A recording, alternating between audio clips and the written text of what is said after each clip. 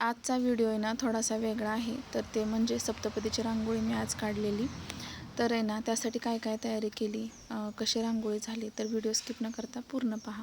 तर सुरुवातीला तर सांगते, जे डेकोरेशनला लागतात बघा पानं, कोथिंबिरीसारखे जे भेटतात त्याला पासले बोलतात, ते तर काय भेटलं नाही. त्याच्यामुळं म्हटलं त्यासाठी ऑप्शन म्हणून जे शेवरीचा पाला असतो ना तोच आम्ही तोडून वगैरे घेतलेला. तर दुसऱ्या दिवशी सकाळी जायचं होतं लवकर, त्यामुळे मी ही संध्याकाळी ही पानं तोडून ठेवली. त्यानंतर फुलं वगैरे आणलेली गुलाबाच्या फुलांच्या पाकळ्या केल्या आणि दाखवते बघा. रात्रीचे 12 वाजलेले आणि त्यानंतर मी शेवंतीची जी फुलं आणलेली ना, तर शेवंतीची फुलांच्या पण लगेच पाकळ्या करून घेतल्या. कारण ही सगळ्या फुलांच्या ज्या पाकळ्या आहेत ना त्या आदल्या दिवशी जर आपण करून ठेवल्या संध्याकाळी, तर आपल्याला रांगोळी काढायला सोपं जातं आणि पटापट उरकतं. वेळही आपला सगळ्यात महत्त्वाचं म्हणजे वाचतो. त्यानुसार ह्या गोष्टी अगोदर जी पूर्वतयारी ना ती मेंटेनमध्ये करून घ्यायची आपण.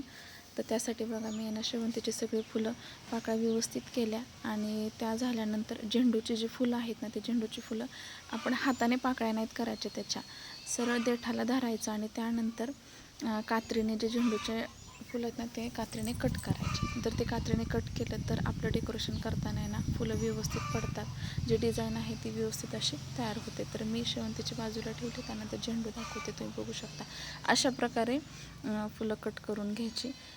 फास्ट काम होतं आणि दुसरी गोष्ट म्हणजे जो खालचा जो देठाचा जो पाला आहे ना तो पण अजिबात राहत नाही. तर जवळजवळ हे सगळं आवरायला मला 1, 1:15 वाजलेले आणि त्यावेळेस माझं ना पूर्ण फुलांचं म्हणजे नाही का पाकळ्या वगैरे करून झालेल्या, म्हणजे त्या पिशवीत व्यवस्थित असं मी फ्रीजमध्ये ठेवून दिलं. तर काय नाही, आपण थोडंसं कष्ट घ्यायचं, सोपं असतं सगळं. काही अवघड वाटत नाही जर आपण करायला गेलो तर. अशा प्रकारे तुम्ही बघू शकता ह्या पाकळ्या वगैरे सगळी माझी कामं आवरली. आणि आपण शिलाई काम बाकीच्या पण सगळ्या गोष्टी करत असतो. जे येईल ते करत राहायचं, शिकत राहायचं. महत्त्वाचं म्हणजे सकाळी लवकर आवरलं काम. त्यानंतर आम्ही जिथे लोकेशन आहे त्या ठिकाणी आम्ही गेलो. सकाळी जरा वातावरण आभाळ वगैरे आलेलं त्यानुसार, आणि जिथं आम्ही कार्यालयात वगैरे पोचलो आणि त्यानंतर तुम्हाला दाखवते. जेवढं शूट झाले तेवढं मी दाखवते. त्यानंतर जिथं सप्तपदीचा स्टेज होता त्याच्यात समोर आहे ना मी दोरी लावून असं 3 रेषा आखून घेतल्या. त्यानंतर ज्या पट्ट्या दाखवल्या त्या पट्ट्या पण त्यामध्ये ना रांगोळी मी भरून घेते आणि रांगोळी भरल्यानंतर पहिले वचन, दुसरे वचन, तिसरे वचन अशा प्रकारचं पूर्ण 7 वचनाने लिहून घेतले. आणि ते लिहून घेतल्यानंतर जे छोटे छोटे चौकोन होते ना त्यामध्ये ना झेंडूच्या पाकळ्या म्हणजे नाही का अपोजिट भरल्या, एक केसरी कलरच्या त्यानंतर पिवळ्या कलरच्या.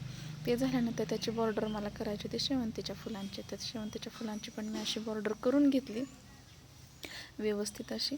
आणि बॉर्डर करताना आहे ना चाललंच होतं ह्या बाजूला साखरपुडा वगैरे त्यांचा, कारण मी ना लोकेशनवर 9-9:30ला पोचलेली आणि 10 वाजता त्यांचा साखरपुडा होता.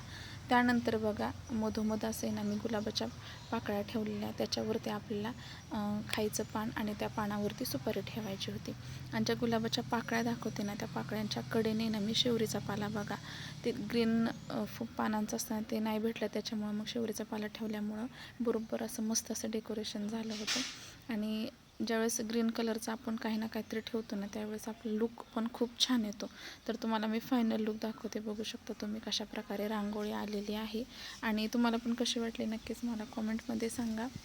व्हिडिओ आवडल्यास चॅनलला लाईक करा, शेअर करा आणि असेच वेगवेगळे नवनवीन व्हिडिओ असतात आपले, तर त्यासाठी चॅनलला सबस्क्राईब नक्की करा.